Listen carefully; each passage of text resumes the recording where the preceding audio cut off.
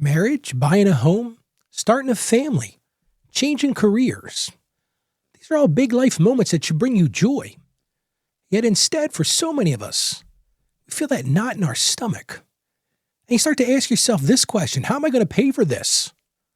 Or maybe this one: what if I make the wrong choice? Or maybe, how about this question: what if I ruin my future? And I'm going to tell you right now, you're not alone in this. A recent study found that 77% of Americans feel anxious when making financial decisions. And here's the truth: if you feel unprepared, you're in the majority. But what if I told you didn't have to face those moments with fear? What if I told you that with God's wisdom and a simple roadmap, you can move from panic to peace? Well, stick with me today, because that's exactly what I'm going to do. I'm going to break that down on today's show. Hey there, welcome back to Financially Confident Christian.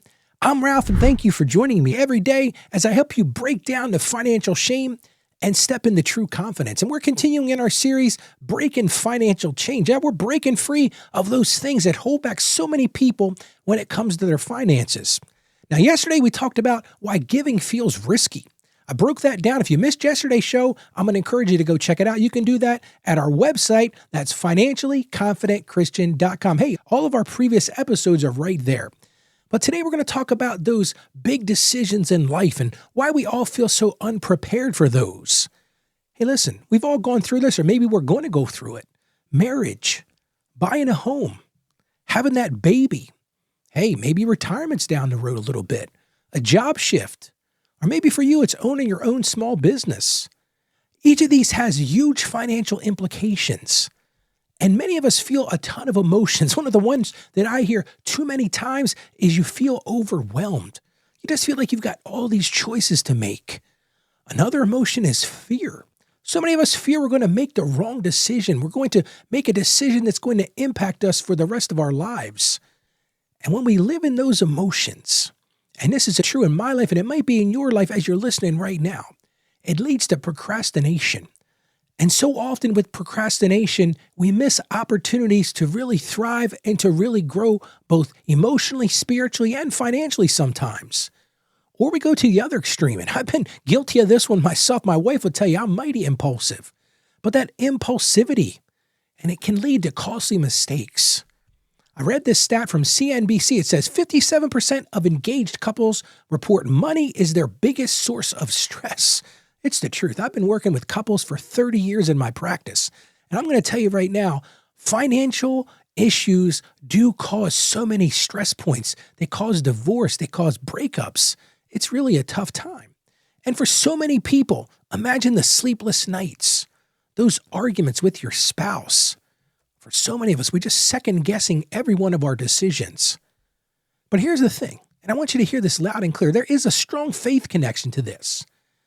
Now, modern culture says, hey, figure it out later. Just follow your gut. We live in this time right now where culture tells you just go with your gut. Ralph, you can make all the best decisions. But that's not biblical. God says something completely different. God tells us to prepare. God tells us to plan.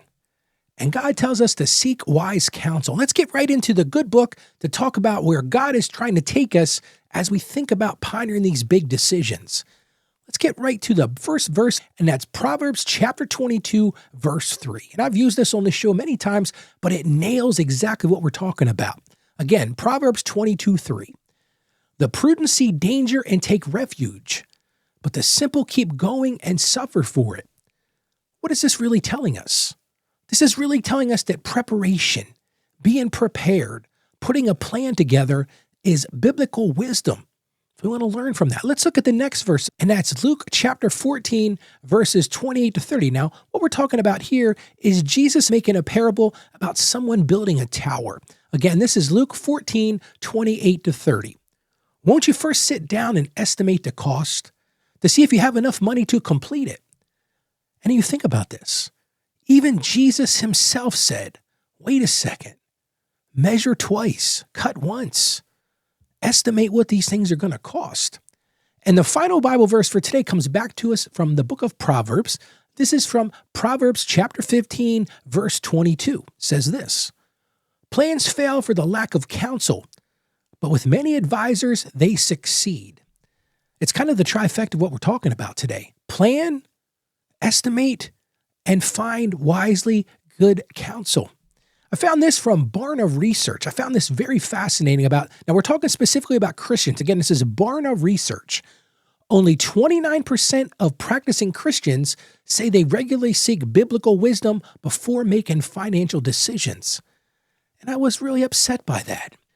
We live a Christian faith that is all about relying on God.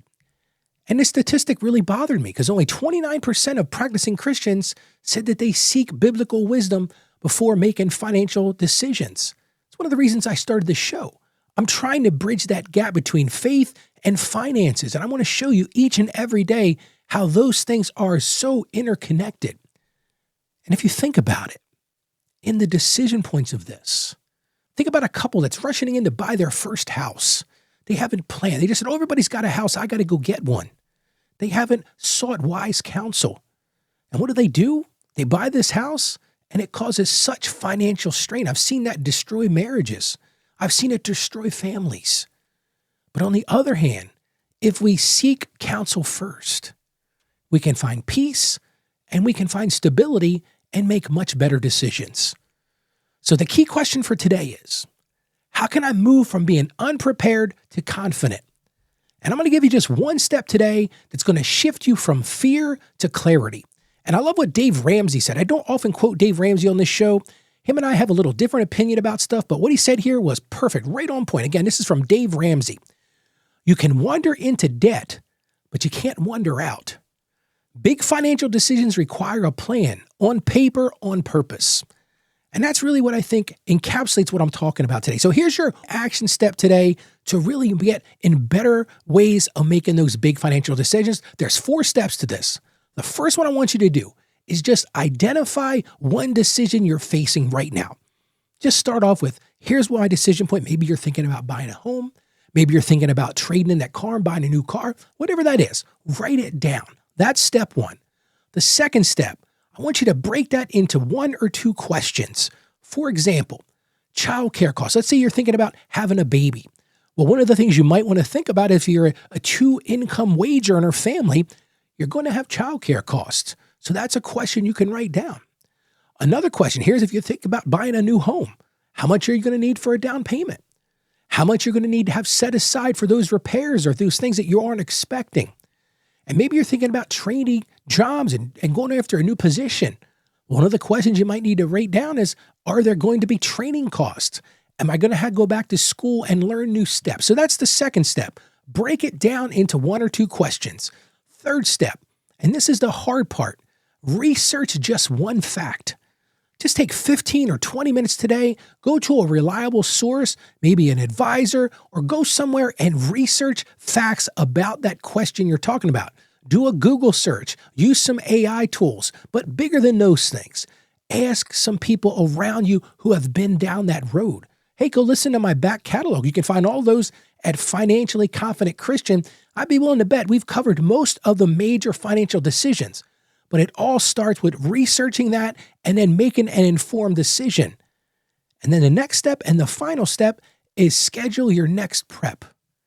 And what I'm talking about there is thinking about how you're going to build this together. If you're with a couple, sit down and talk about what this decision is going to be. Maybe you're by yourself and you want to work with a mentor. Well, go plan that mentor meeting, or it's an advisor you want to meet with. Surround yourself with good people. Don't make an impulsive decision. And when you do these things, and I truly believe this, when you really do these things, you're going to reduce your overwhelm because you're going to break these things into bite-sized, small, manageable pieces. You're going to build your knowledge, which is a great thing. We all can use more knowledge. It's going to help you grow your confidence. And guess what? In the end, it aligns with God's plan. God wants us to be thoughtful. God wants us to make diligent plans so that we can be wise. How about we pray together now? Father God, thank you for guiding us through life's biggest moments. And Lord, we confess that these financial crossroads often leave us afraid and they leave us unprepared and we feel overwhelmed. We just ask that you would give us wisdom to slow down, Lord, the courage to seek wise, godly counsel, and most of all, Lord, the faith to trust you above all of our fears. Help us take even one small step today towards peace, Lord. Take us one small step towards clarity and one small step towards confidence in your will, Lord. And we ask this in true confidence. In the name of Jesus, amen. Preparation reduces stress and it builds peace. So I'm going to challenge you one more time today. Research just one fact today for your next big decision. And stop fearing those things, because when you do this, fear loses its grip when you face it with God's wisdom. And I thought this was great. This is from Howard Dayton from Compass Ministries. It says, when we leave God out of our financial decisions, fear takes over. When we invite him in, peace takes over. And while we're talking about that, if you know someone staring down a wedding, or maybe they're thinking about having that baby or a career change, don't let them carry that burden alone. I'm going to encourage you to share this episode with them. This may very well be the encouragement they need today. You can point them right to our website. That's financiallyconfidentchristian.com. And hey, while you're there, or while they're there, you get a copy of my free book. It's called How to Become a Financially Confident Christian. It was really a passion project of mine, and I just released that just a couple weeks ago, and I'm giving it to you absolutely free. All you've got to do is go to this website. It's financiallyconfidentchristian.com/becoming. Again, that's financiallyconfidentchristian.com/becoming, and get your free downloadable copy of my new book, How to Become a Financially Confident Christian. I'm going to tell you right now, it will be profitable for you. On tomorrow's show, we're going to talk about why does financial progress never seem to stick. This is probably one of the chief complaints I hear when people send me emails and people ask about the show. Ralph, why do financial progress never seem to stick with me? Well, I've got the answer on tomorrow's show, so I'm going to encourage you to join us tomorrow. And remember this, as I close, go out there and be a financially confident Christian. You can do this. I believe in you. And more importantly than that, God believes in you. Stay financially savvy. God bless you. And you have a great day today.